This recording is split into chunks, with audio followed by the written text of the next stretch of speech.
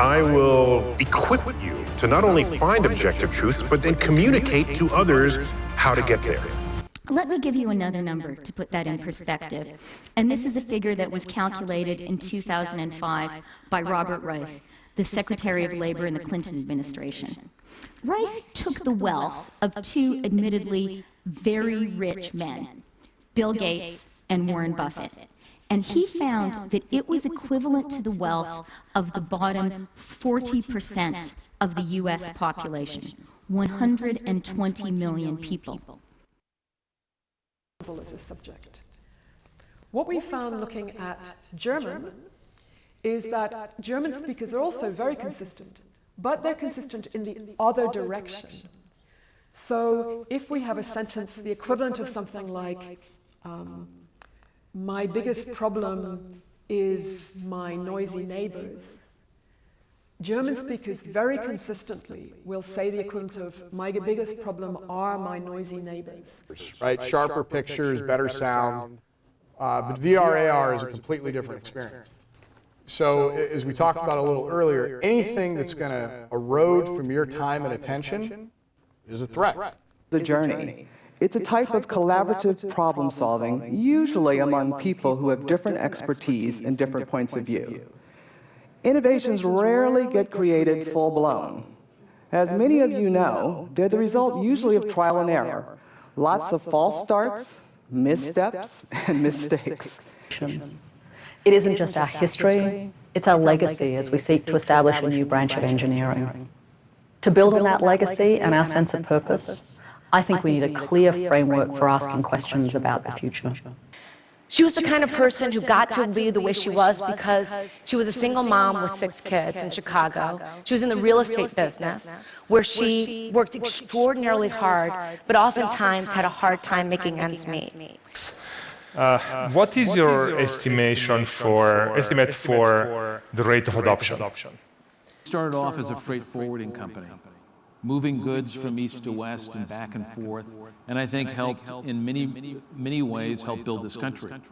The traveler's check business, worldwide product, did not have any income requirement. But the service ethic of this company built our brand, and that enabled us to offer the card product.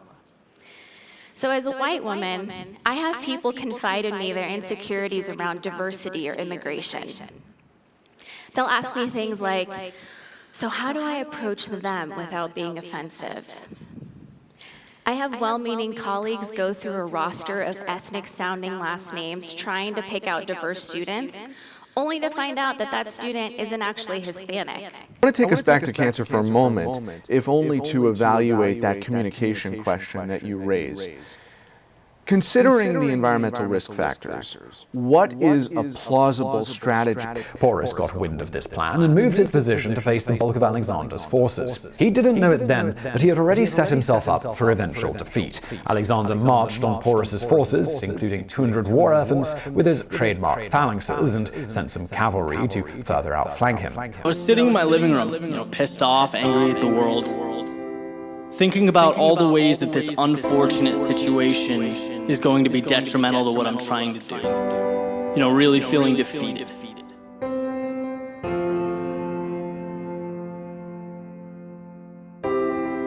But the more I thought about it, the more it became evident that I was wasting my time. The problem in many companies, especially those that produce something complicated like a smartphone, is they're managing all of these different vendors across a horizontal supply chain. All of these people that go into making a product, they don't have the same database. They don't use the same infrastructure. And so it becomes really hard to see transparently a product evolve over time. It can be considered as a strange way. How do we know when someone has hysteria? What hysteria, or in its full term, histrionic personality disorder, does is it makes a person like to act out. They try to make themselves the center of attention, they're constantly seeking attention, and they exceed the definition of extra, as if they're performing in some dramatic soap opera or on Broadway. It's important to identify these people and to make sure that you exclude their data from your analysis. We can think about two types of problem participants you might want to catch: cheaters and outliers. A cheater is a participant who's just trying to get their incentive money and move on. Often these people don't even try the tasks at all. In UX research, an outlier is a participant whose behavior or performance is very different from the rest of your user population. One of his most stunning pieces was the 16-foot-tall sculpture called Colorful Birds he created with museum staff artist E. John Pfeifner, which included 56 birds. This display broke away from traditional zoology exhibit design. What we learn can lead us to new kinds of robotic flyers that can expand our vision of important and remote places. He's the author of a book called Socrates Cafe, among others, and he's an expert on Socratic dialogue and civil discourse, which is certainly an important topic for our time. Perhaps most importantly, as Socialist Republicans, we reaffirm our allegiance to the revolutionary Irish Republic of 1919 to 1922 and its 1919 Democratic Programme. A phenomenal text which called for collective ownership of the means of production, a dictatorship of the proletariat, and a pledge to support the international working class movement, or the socialist movement, though it did most of these things without actually using the explicit terms. In fact, the first version of the document was actually censored by some of the more moderate revolutionaries for being too communistic. That doesn't happen when we have a common property or common pool resource. In that situation, people have an incentive to overexploit that resource, or, as Shawsby points out, fish until there were no more cod. So just how bad are China's trade practices? There are big concerns. China makes it incredibly difficult for outside companies to do business there. The government favors its own firms by giving them billions of dollars in subsidies. This allows them to export their products at artificially low prices. Consumers around the world then buy these cheap Chinese products instead of local products. This drives China's competitors out of business. The government also doesn't always enforce basic legal protections for foreign companies operating in China. And even if it did enforce the rules, many find them unfair to outsiders. Groups. So we create, in some ways, a hypothetical population of people born in a given year, say 1965 to 1969, and we then expose them to those age-specific risks year by year. And the most powerful way that I've experienced this is through meditation.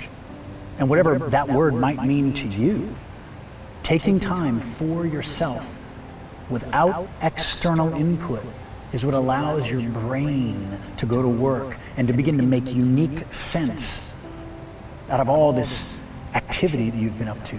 Deal with this question of how are you structuring your organization in order to extract the kind of strategic value that failure can offer. Consider doing a screenshot timeout test. Check out Katie's video on that. That can give you a good sense of whether you're communicating your organization and offerings properly. While we're on the topic, let's talk about testing, specifically usability testing.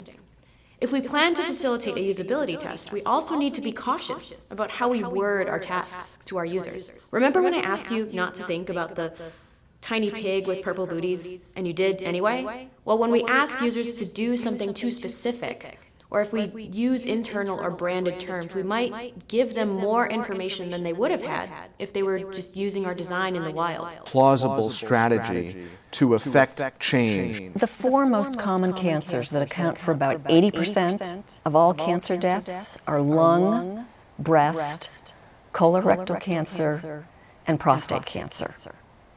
Now think about preventive measures for those. Well, when we think about lung cancer, the biggest environmental factor is without doubt smoking. That would make a huge impact and has made a huge impact on the incidence of lung cancer.